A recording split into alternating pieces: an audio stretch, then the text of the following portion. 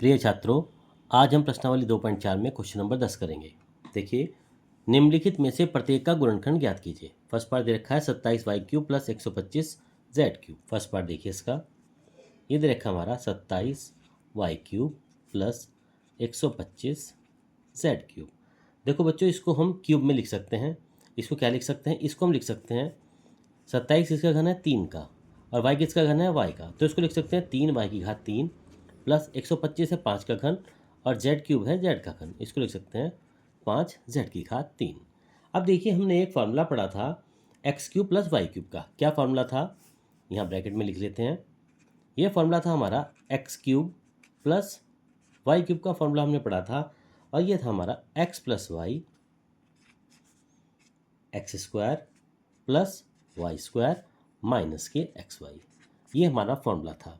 यहाँ पर देखिए x का मान 3y दे रखा है, y का मान 5z दे रखा है। तो केवल आपको यही करना है, जहाँ x दे रखा है फॉर्मूले में वहाँ पर 3y लगाना है और जहाँ y दे रखा है वहाँ पर 5z लगाना है। तो देखिए x³ + y³ यानी कि 3y x की जगह दे रखा है और 5z y की जगह दे रखा है। सबसे पहले आता है हमारा, क्या आएगा बताइए आप? x³ + y³ का फॉर्मूला, x का मान था हमारा 3y³ + 5z³ a³ + b का फॉर्मूला, ये सबसे पहले आता है a + b यानी x + y, x की जगह 3y और y की जगह 5z यानी कि 3y + 5z।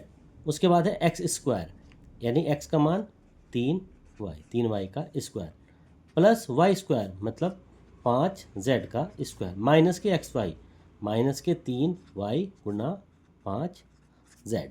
ठीक है बच्चों, अब इसको ब्रैकेट को खोल दीजिए। ये संख्या जो कि तो आती है, ये थी हमारी 3y + 5z।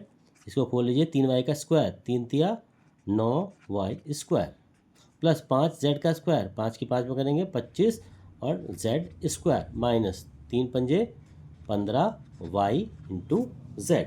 तो ये आपका फर्स्ट पार्ट का हमारा आंसर आ जाता है। केवल डायरेक्ट फार्मूला लगाना है, डायरेक्ट फार्मूला लगाने के बाद इसका आंसर निकल जाता है। सेकंड पार्ट देखिए इसका ही। सेकंड पार्ट में क्या दे रखा है? ये दे रखा है हमारा 64m³ - 343 n³। देखिए, इसको भी लिख सकते हैं 64 किसका घन है? 64 किसका घन है?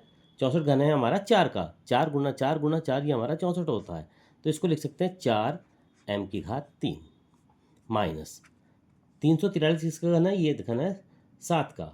7 × 7 × 7 7 7 49 49 7 343, इसको लिख सकते हैं 7n³।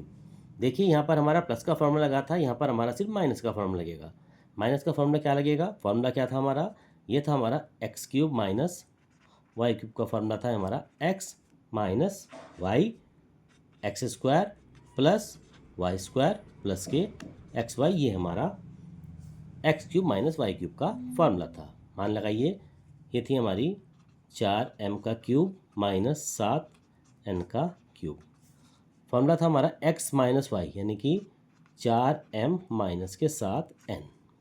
उसके बाद x² यानी कि 4m² प्लस y² प्लस के 7n² प्लस के xy यानी कि प्लस के 4m × 7n।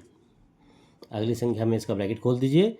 ये था हमारा 4m - के 7n और 4 का स्क्वायर करेंगे, 4 चौक 16m² प्लस 7 की स्क्वायर करेंगे, 7 7 ही 49n² और प्लस 7 चौक 28m × n। ये हमारा इसका आंसर आ जाता है। प्रश्नावली 2.4 क्वेश्चन नंबर 10।